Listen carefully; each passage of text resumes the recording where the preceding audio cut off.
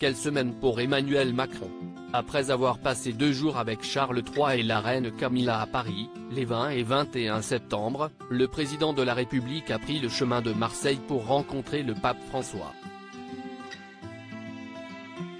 Les images de cet échange exceptionnel ont été retransmises à nos confrères de la Croix, qui n'ont pu s'empêcher de remarquer les libertés que s'est octroyé le locataire de l'Élysée en la présence du souverain pontife.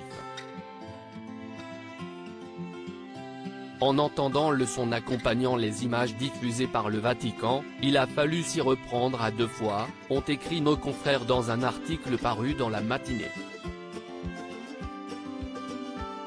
Une attention nécessaire pour réécouter cette phrase d'Emmanuel Macron, à la fin de son rendez-vous avec le pape François. Sur la vidéo, donc, le président tend un livre de l'écrivain François au pape François, un petit livre qui est un portrait d'Ignace de Loyola, que tu connais mieux que moi. Après réécoute, les journalistes de la Croix le confirment, Emmanuel Macron a bien tutoyé le pape François.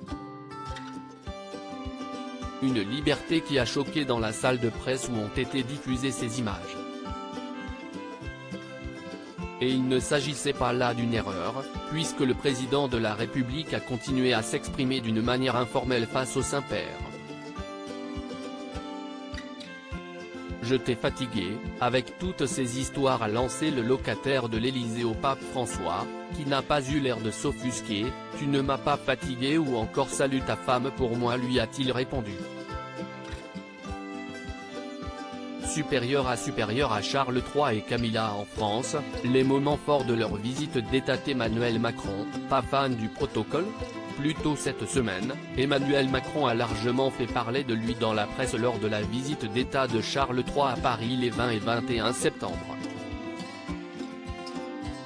Que ce soit lors de la cérémonie organisée au pied de l'Arc de Triomphe, lors de la descente des Champs-Élysées en décapotable, devant le palais de l'Élysée ou au château de Versailles, le souverain britannique a eu le droit à un festival de tapes amicales, prodigué par le président de la République.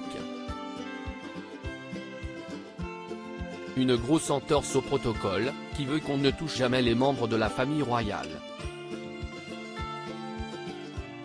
Et s'il n'est pas écrit que l'on doit vouvoyer le pape, il est bien vu de garder une forme de distance et de respect devant le souverain pontife. On dit dans la presse qu'en dérogeant au protocole, le locataire de l'Élysée essaie de mettre en évidence ses excellentes relations avec le monarque britannique et le Saint-Père. Quoi qu'il en soit, ni Charles III, ni le pape François ne se sont offusqués des gestes, peut-être trop amicaux d'Emmanuel Macron. Article écrit en collaboration avec 6 médias Crédit Photo, Vatican Média via Bestimage.